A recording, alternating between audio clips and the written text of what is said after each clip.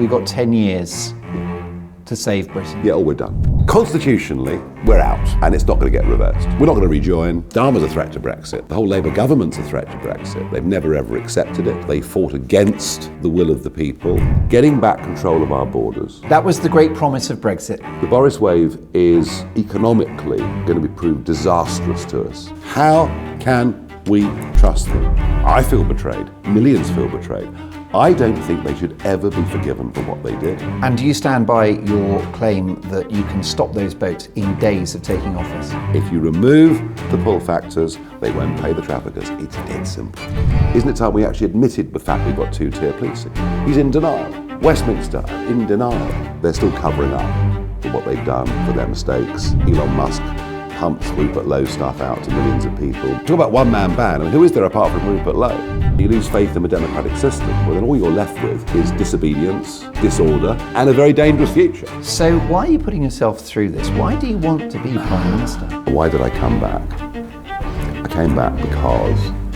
Hello, I'm Mark Dolan and welcome to a special edition of the Daily Expresso in which I sit down with Nigel Farage, the leader of Reform UK, reflecting on the 10-year anniversary of the Brexit referendum and his hopes of becoming Prime Minister.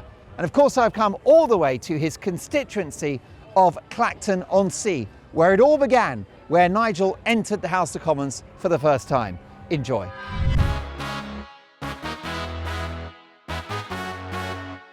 Nigel Farage, welcome to the Daily Expresso. Thank you. 10 years on from Brexit, what a milestone. Your emotions?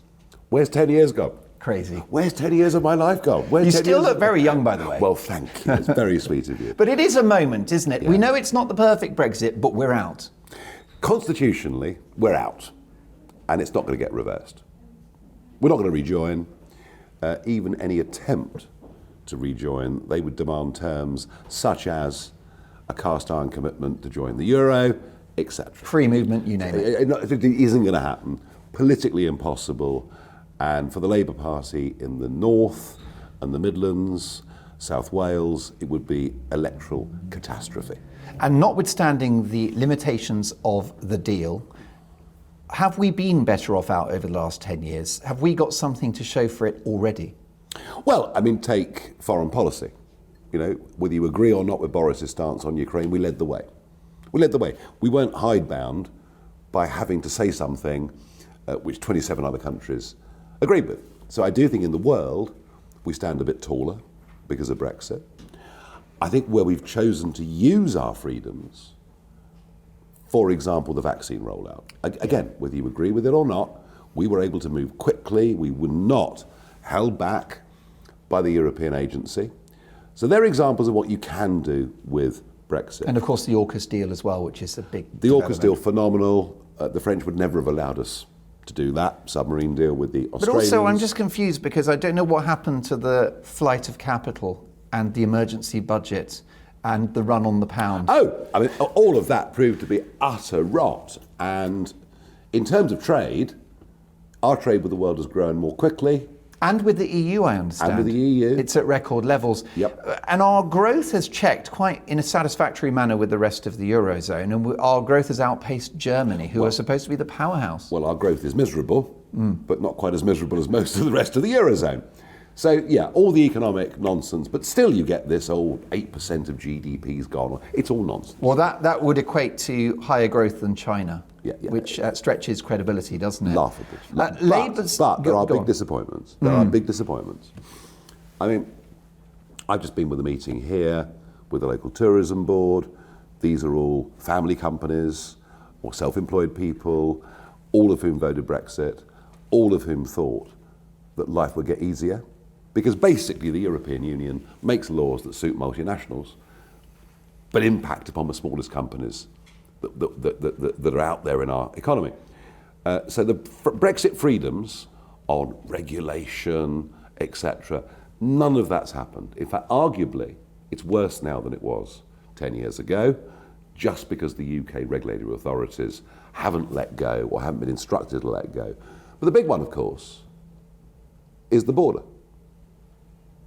You know, I mean, getting back control of our borders so that we could choose who came to work, live and settle in Britain.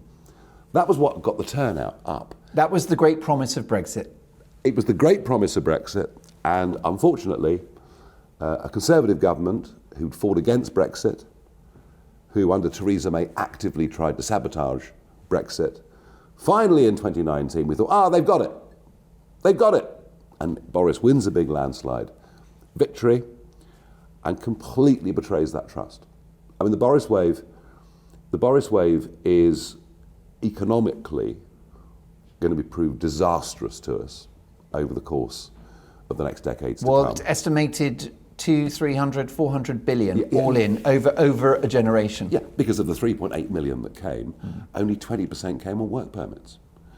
And so we had the freedom to do something about it, and we chose to do the opposite.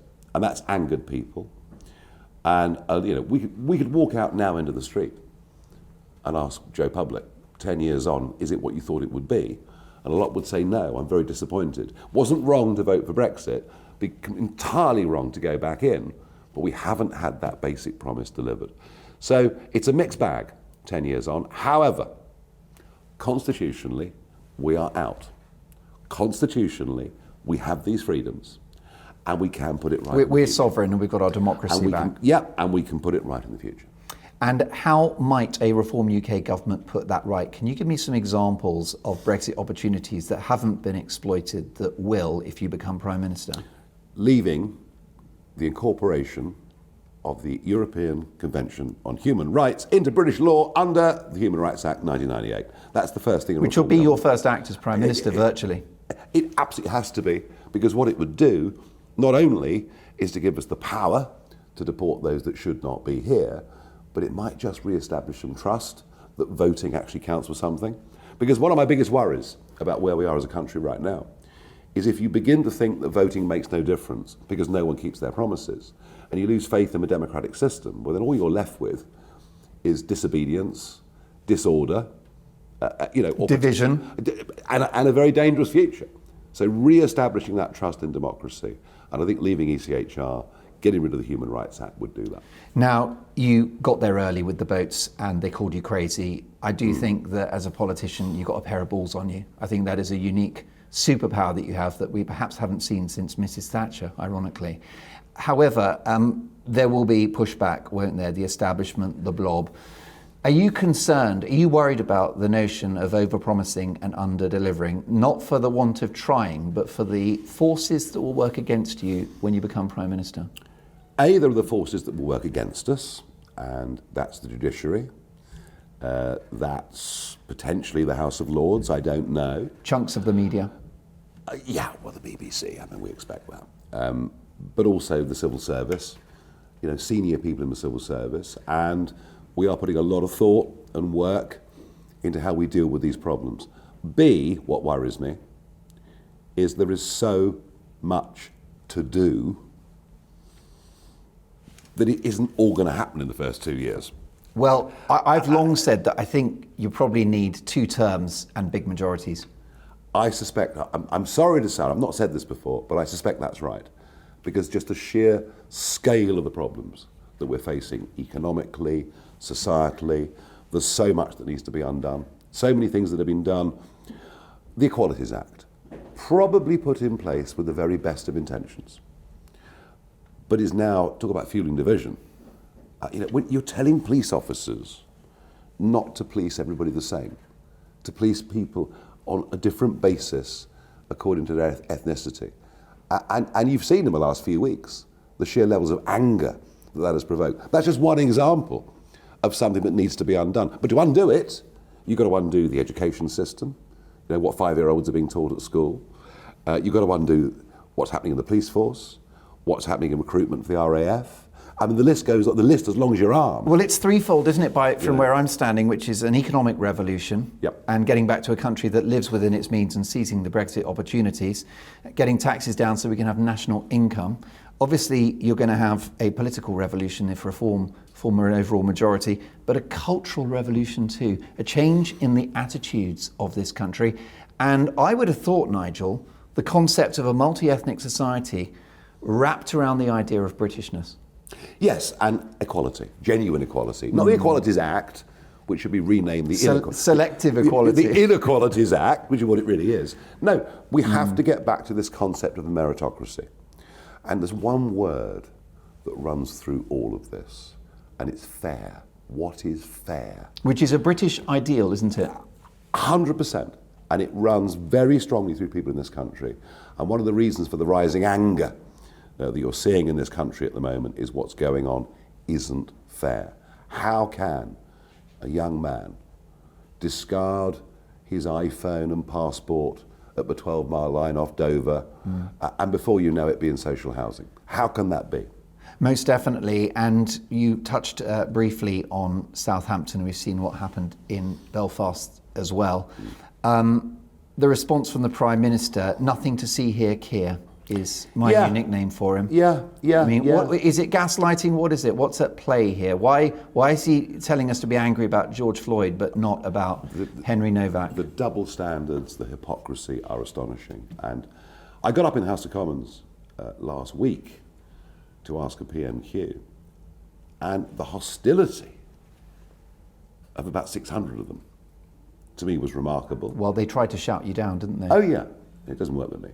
But with the Prime Minister, I said, look, there it is, it's written in black and white. The police are told that they must operate differently with different ethnic groups. Isn't it time we actually admitted the fact we've got two-tier policing? He's in denial. Westminster are in denial. A denial about something that is obviously true.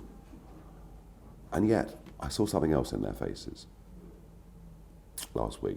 Fear. Fear. Goodness me, maybe he's right. Maybe he's right. And this is what they've created. I mean, basically what they've done is both parties have given us mass migration, averaging 10 to 20 times per annum what we were used to in the 50 years after World War II. And to try and stop any protest or even proper debate, they bring in hate speech laws, Equalities Act, and all the rest of it. And they're still covering up for what they've done, for their mistakes.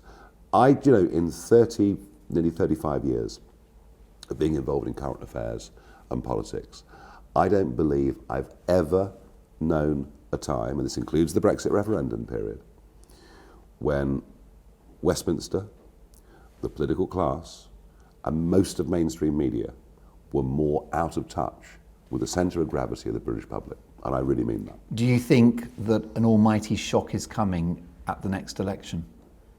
I hope so. I mean, that's what I'm fighting for, isn't it? And you've suggested that some kind of economic crisis could provoke an early general election. Do you stand by that, potentially next year? I said this in September 2024. I said in September 2024. And you know the markets. Yeah, but also the incompetence of this government, the total lack of understanding. 24 men and women in cabinet. Not one of them, not one, has ever set up their own business. Not one. No. It's a total disconnect. I mean, I've just been with these big local employers. You know, they say, look, we used to employ loads of 16 and 17-year-olds during their summer holidays, because that's the busy time here in Clacton, that's when all the tourists come. But now the minimum wage for these people has gone up 28% in 2 years. We're now taking on fewer of them. Yeah, there's no understanding of cause and effect of what they're doing as a government. And our borrowing as a country is now rising more quickly than any other nation on earth than Botswana. Yeah, I mean, I think a lot of our viewers would rather live there now. Well, they probably would. At least the police don't take any nonsense. Yeah, and the sun shines. No, I mean, this is completely out of control. And we can't afford money for defence to fulfil the most basic of all functions of government, which is to protect the nation. We can't do that, but we can find tens of billions a year for net zero. We can find tens of billions a year for people with mild anxiety going on to full-time disability benefits. We splurge and waste money everywhere. We've got all of our priorities completely and utterly wrong, and the markets can see this. Has it surprised you that the conversation has shifted so rapidly in regard to immigration and the plan now on the part of Reform to effectively reverse the Boriswave, something that would have been likely very controversial 2 or 3 years ago and is now a popular policy?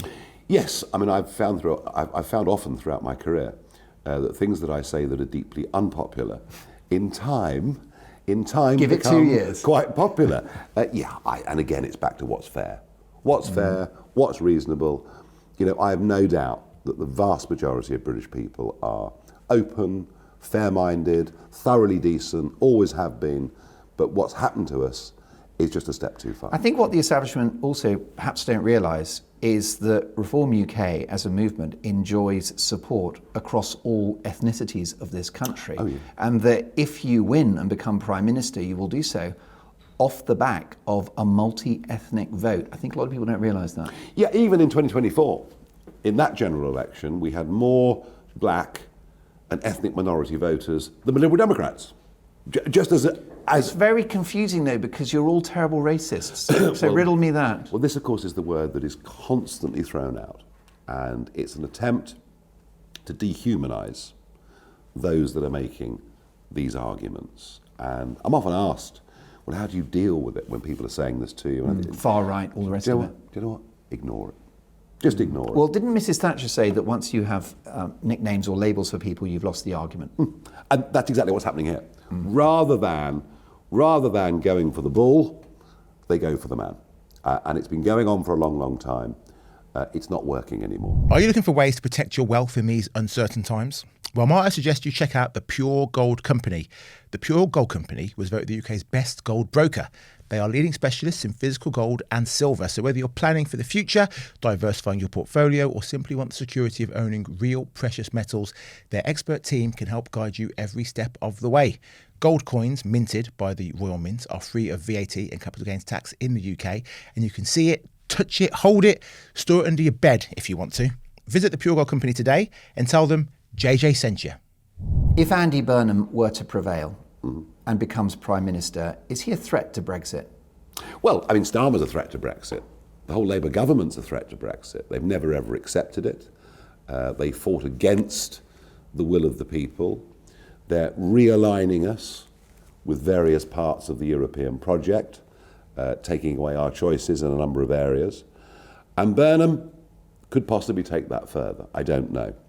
Although I suspect he'll be in so much political trouble on everything else because, number one, of his own flip-floppery.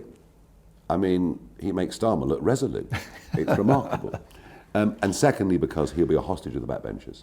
And the backbenchers want to go further and further left. And I thought the Pat McFadden comment that came out in the Mandelson files said everything. Our backbenchers just want to tax everybody and give it to people on benefits. So I think his attempted reset and pushing us closer to the European Union will be delayed by other problems, not least of which, this is the man that said, I don't know why we worry about the bond markets. Well, as Warren Buffett once said, you may not worry about the bond markets, but they'll worry about you. If Andy Burnham becomes Prime Minister, will he struggle? Will he get found out? Oh, popular Andy Burnham. Why is he popular? Because he's a mayor. And mayors are a civic job more than they're a political job. Boris Johnson was enormously popular. Shaking hands with cabbies, opening hospital wings, very ceremonial, kissing babies. Cut the ribbon, and all that. Spend public money, all of that. No, I mean, he seemed to be popular. I think the Burnham honeymoon will last for 48 hours. There isn't going to be one. And then reality will catch up. There isn't going to be one. There isn't going to be one, and there are large areas like defence, currently very much in the news, around which we just have no idea what he thinks. And I suspect that he has no idea what he thinks. So it won't last long. He'll find it incredibly difficult, and you're beginning to watch the fragmentation of the Labour Party. And that party is ungovernable, isn't it? Now completely. Because even modest changes, so the scale and scope of disability benefits, a saving of $5 billion, which is relatively small, and that was thwarted. Couldn't be done. They have to look, the Labour Party, at the results on May the 7th. Reform sweeping the board in the North East, the North West, Yorkshire, in the most astonishing way. And these are areas that have basically been Labour since 1918. And yet the London-dominated Labour Party wants to go further politically in the direction that is offending those in the north of England already. Not to mention the West Midlands as well. So yeah, they've got real trouble. If you become Prime Minister, will you look again at the Brexit deal? And would you consider some kind of renegotiation potentially on a no-deal basis? You know, the best way to start any negotiation is to make the person on the other side think you're not going to give them anything. And we didn't do that. And if we'd gone there and said no deal and walked away, they'd have run down the street after us. You know, because the Germans want to sell their cars here, etc. The whole thing... We remain a bigger customer to them than they are to us. Of course, massively. But the whole thing was treated from day one as a damage limitation exercise, not an opportunity. So there is a lot to renegotiate with Brussels. And some of the things that Starmer's done, I mean, to give away fishing rights between our 6 and 12 mile line for another 11 years in return for absolutely nothing. I mean, these are the great stupidities that have been committed. But not just by Starmer. May was as bad. And then, as I said already in this interview, Boris let us down on immigration. I've known you for a few years, and it strikes me that you could have a much easier life than the one you've chosen. Gosh, yes. You've got a few bob. Yes. You are broadcasting very successfully at GB News. You can write. You love your family. You've got your friends. The odd pint. So why are you putting yourself through this? Why do you want to be Prime Minister? Well, look, you know, these were the internal debates in my mind that I had in 2024, because I just turned 60 in 2024. First 2 grandkids were born. Congratulations. Life was going great. I was very happy, very relaxed. I tended to have sort of 2 and sometimes even 3-day weekends. And I was enjoying myself. Why did I come back and put myself into all of this? It was the hardest decision I've ever taken in my life, because I knew that my coming back would have an impact. I didn't quite know how big it would be, but I knew it would have an impact, and I knew it would effectively shape the rest of my life in terms of how I can live it. And the sacrifices that are inevitable. And the sacrifices that go with it, and the aggravation, and the intrusion, and the misrepresentation, and all of those things. So I knew what I was doing, and I played it around in my mind for a few days. Initially, I thought, snap election, it's too late. I can't do anything. You didn't have leaflets at that point, I remember. Nothing. Why did I come back? I came back because I got the sense that if I didn't, millions of people who'd supported me over the years would feel genuinely let down by me. It was like, you know, I come back or emigrate, almost, you know. And I also thought at that time that I was perhaps the only person in British politics, or going back into British politics, who frankly had the courage to stand up and say what needs to be said on areas that others find too difficult. Unfashionable, unpalatable. Yeah, all of that stuff. So I felt I was the only person that could really start to galvanise those arguments, get them to a bigger audience, and 2 years on I was right. What I will say is this: I still think, right now, that I'm the right person to lead this movement. I still believe right now I'm the best person we've got to try to win a general election, to get into office and start to begin the kind of radical change that we need. Otherwise, within a decade, we'll be a third world country. I mean, that to me is how serious. That's not hyperbole. You think we've got 10 years Yeah. to save Britain? Yeah, or we're done, Third world status, virtually. pretty much. And what would that look like? An economy in the toilet, An economy like Greece. divided society. Or like Greece has been for many, many years. Divided society. Those that are well off living in gated communities because of fear of crime. Our bright 25 to 35-year-olds fleeing en masse abroad, taking all their talent. Which, and of their course, is ability. already happening. It's already started. And a stat that stood out to me is the Sunday Times Rich List.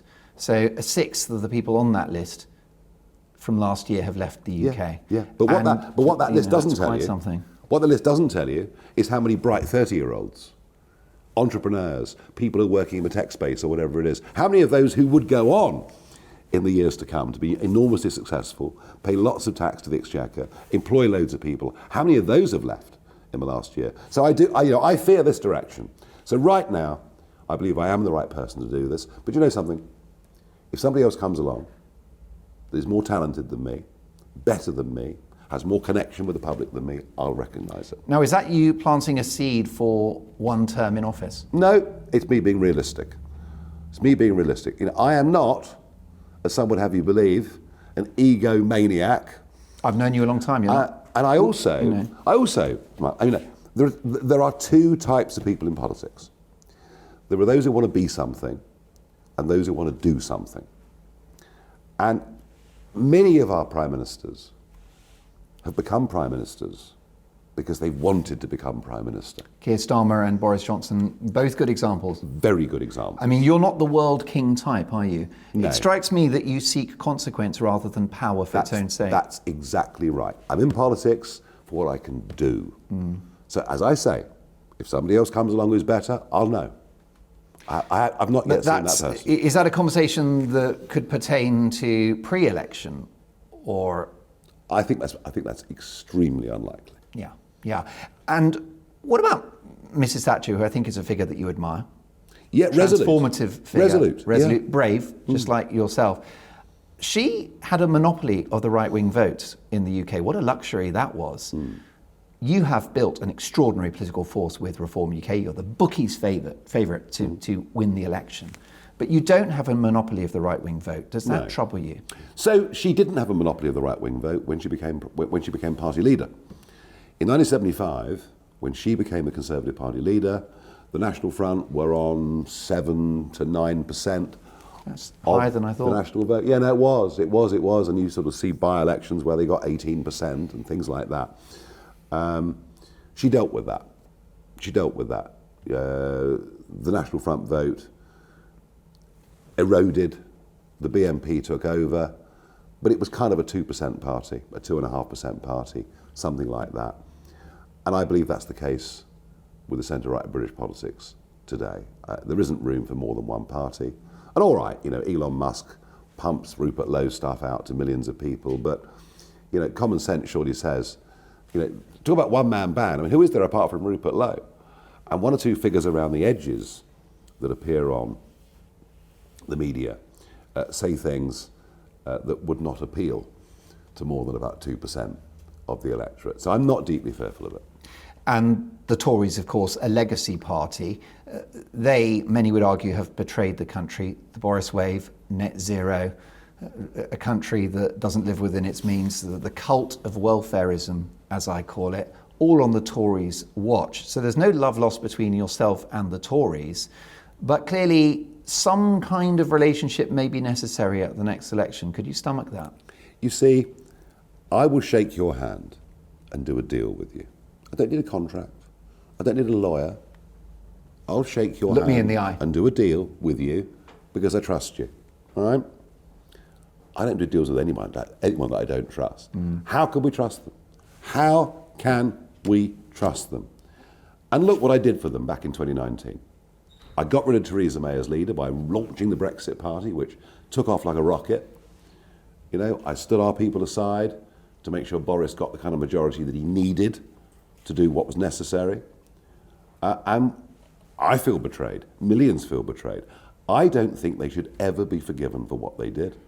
And yet every week now we see Kemi Badenoch saying, oh, we must get rid of these elements of equalities legislation. Well, she was one of the ministers enforcing it.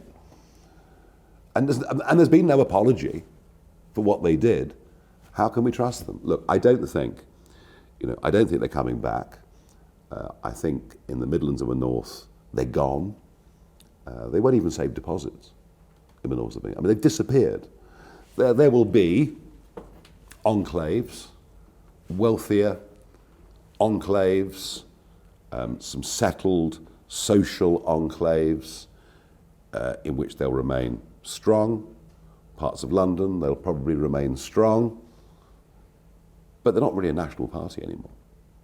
Is the economy an Achilles heel for the Reform brand? Well, I don't think so, but I think we've got more explanation to do. I think we need to be much clearer I mean, I have tried and tried and tried, no tax on overtime as a means of increasing productivity. Incredibly popular policy. But let's increase productivity. If we all work a bit harder. It's the easiest lever. And everyone gets it. It's dead simple. The plight of the self-employed, roughly 4.4 million sole traders, tiny businesses. Not supported during COVID. Don't get sick pay, don't get any support of any kind at all, frankly. And of course, they're stuck with this ridiculous VAT threshold of £90,000 a year. Why? Because the EU sets it at €100,000, and we wouldn't want to go outside the EU. Amazing, really. So we've talked about that going up to £150,000 a year. What we're talking about economically is a change of culture in which we get people actually working again. We get ambition back, where success becomes a good thing, not a bad thing. You'd think, frankly, these days, that anyone that's been successful is frankly a villain. Well, Jeremy Corbyn spoke critically of Singapore-on-Thames, and I'm thinking, bring it on. Let's have a hard-working enterprise economy. Let's reskill and retrain. I have railed against universities going up to 50% for 25 years. I think I've been proved right on that. We have a desperate shortage of trades and skills. We don't train enough nurses. We don't train enough doctors. We don't train enough engineers. And yet we've got vast numbers of people on the scrap heap. And reversing the Boriswave is something that you feel can be done without too much force or coercion. And a lot of it is in the benefits scheme. It's because what we do is we chuck people onto indefinite leave to remain, and as soon as you get that, you're able to stay, claim full benefits. You're entitled to family reunion. We just can't go on with this.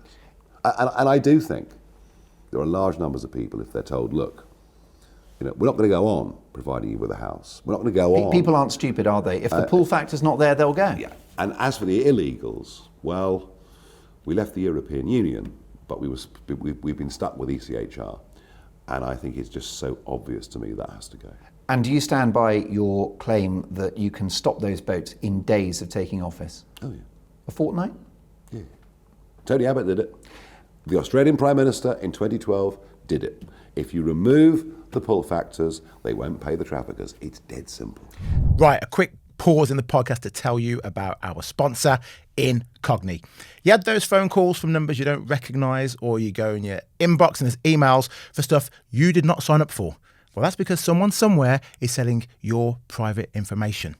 That's where today's sponsor comes in, Incogni. They will contact these people who have been taking your information, and they'll say, oi, stop, delete it. Go to the website, incogni.com, you type in the details, 2 minutes later, Incogni are sorting it out for you automatically. And because I love you, I've got you a discount. It ain't 10%, it ain't 20, 60% off. 60% off an annual Incogni plan. Just go to incogni.com/Daily Expresso or click the link in the episode description box below. Does the burden of expectation weigh on your shoulders? Do you feel that with the public you need to be straight with them and say, look, the country's broke, and if there's an election in 2-3 years' time, it's going to be even worse? Will you have the ammo with which to save this country? Because it all starts with money, doesn't it? Stop the boats cost money. It all starts with culture. It all starts with will. It's about political will. We've seen that in America, haven't we? Yeah. The thing with the economy is, what is the lag time? I can't answer that for you. You can't change attitudes overnight, but you can begin a process that makes this turn around. You can offer people incentives rather than what we currently do, which is to punish everybody that wants to employ staff or open up a business or whatever it is. You can't do these things overnight. So, I mean, I do fully understand that we must not overpromise and underdeliver, and getting that balance right is not going to be easy. And because of the state of the economy, I've no doubt by the time the next election comes, and maybe I'm right, it's next year, maybe I'm not, it comes a year or two after that, I've no doubt by the time the election comes, the economy will be even worse than it is now. And will that limit your programme? In the short term, it may well. But you know what? We've got to be honest with people, because that's what they want. They're ready to hear the truth. They're even ready to hear that the NHS needs radical reform. Something that even 10 years ago was very difficult to say. I was saying it 10 years ago, but it was very difficult to say. Now I think people are beginning to understand the mess we're in.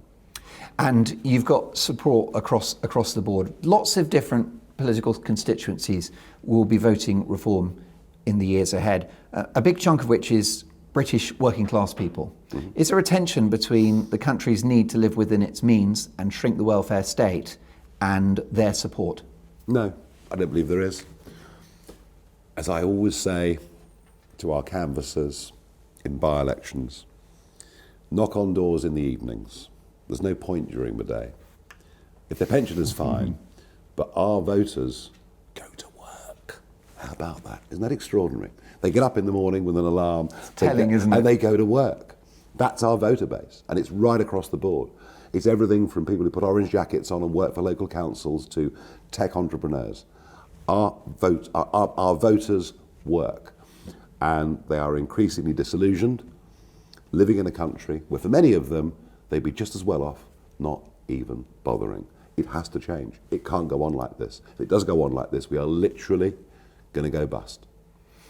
How is your relationship with the White House at the moment? Good. Yeah. I mean, all this. You've known Donald for years, haven't you? Yeah. Listen, I don't agree with everything he does, and there have been half a dozen examples over the last 10 years where I've said, look, I'm not with that. Would that include the war in Iran? I agree with the objectives of the war in Iran very, very strongly. I just question whether you can get rid of a theocracy. You know, you can topple Saddam, the regime falls. You can topple Gaddafi, the regime falls. By the way, not with good consequences, but you can do that because they are secular dictators. Iran is a theocracy, and every head you cut off at the top, another one pops up. So I hope this is over soon. It will be over soon. I've no doubt about that. I hope that Iran are weakened to the point where they do not have any short-term nuclear capability. We should not have obstructed him from using Diego Garcia. Let him refuel at our air base. All of that That's stuff. not too much to ask, is it, of an ally? Well, as he said about NATO, we're here for you, are you here for us? So I'm sort of surprised that he did it, because he's been the president and he's been the candidate that's questioned the value of foreign wars. But if this delays Iran getting a nuclear bomb, By 10 years, let's say. it'll be a good thing for the world. And look, he's a friend. I've never disavowed that. I've never said differently. You're not the British Donald Trump, are you? No, I'm very different. Very, very different. But he is a friend. You know, I get on well with his sons, other members of his family. They are friends. And you know something? In the last 6 months, how many people have illegally crossed the southern border? We think it's 0. Quite extraordinary. 6 million came under Biden. And it's funny with Trump. Oh my goodness, he's doing this, he's doing that. Isn't it awful? But he promised it all in the election. Including the ICE raids. All of it. And that's the thing about Trump. He says, I'm going to do this, and he does it. Now, you can hate it, you can love it, but actually, that's how democracy ought to work. And that's the bit that's gone wrong here. It's gone wrong in general, with party after party winning elections on promises that they never intended to keep. They just said these things because they thought it'd be popular. And it's happened with Brexit too. People have not got what they voted for, and that's what we have got to try and bring back. We touched on Rupert Lowe. Are you more worried about Carol Vorderman? Oh, terrified. Absolutely terrified. What are your thoughts on Carol? Because she is going to do everything she can to keep Reform out of power and keep you out of number 10. Well, good luck to her. Do you worry about a pincer movement of left-wing parties that will work together at the next election? You know, potentially Labour leader Andy Burnham deal with Lib Dems. If you think that the so-called Gaza independents are going to work with anybody else, given the agenda they've got to completely change this country, its customs and the way it operates, you've got another thing coming. And when it comes to the Lib Dems, well, you know, I could draw on a map in the next 10 minutes areas where the Lib Dems can win and where Labour haven't got a chance. There may be cooperations between the two, but it won't have much of an impact. You know, in the north of England, the Lib Dems don't save deposits. In bits of the southwest, where they win bits of the south, Where they win seats, Labour's almost non-existent. So I don't see much happening on that side. As for the Greens, well, would the Greens and Labour do a deal? I don't think so. I just don't think it's going to happen. I think the Polanski agenda is so far out there that even Andy Burnham can't do a deal with it. In the context of our rather fragmented politics these days, do you fear proportional representation in a way that you might not have 5 years ago? Well, I mean, I fear gerrymandering of all kinds. Because the worry with PR now, given how fractured the parties are, is sort of centre-left coalitions for the rest of time. At which point we're toast, aren't we? Well, that may be true, and it may not be true. You know, you would have to wait and see what actually emerged. What I would say is this: before we tinker with the electoral system, before we change the composition of the House of Lords and how it gets there, before we do all of these things, can we please end the corruption that exists within our voting system itself? I thought what happened at Gorton and Denton was an absolute wake-up call for the whole country.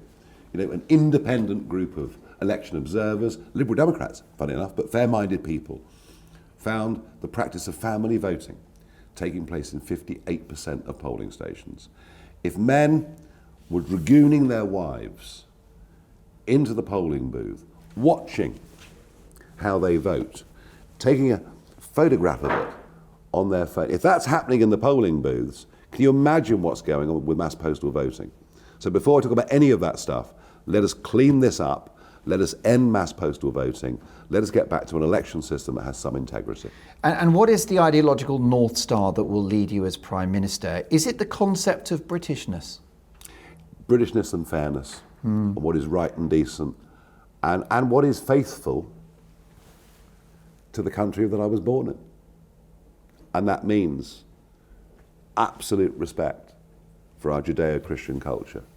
Not to the exclusion of everybody else. We're not like that. But absolute, that has to be central. That is what we are, who we are. All our institutions, our way of life was built around that. It's understanding that.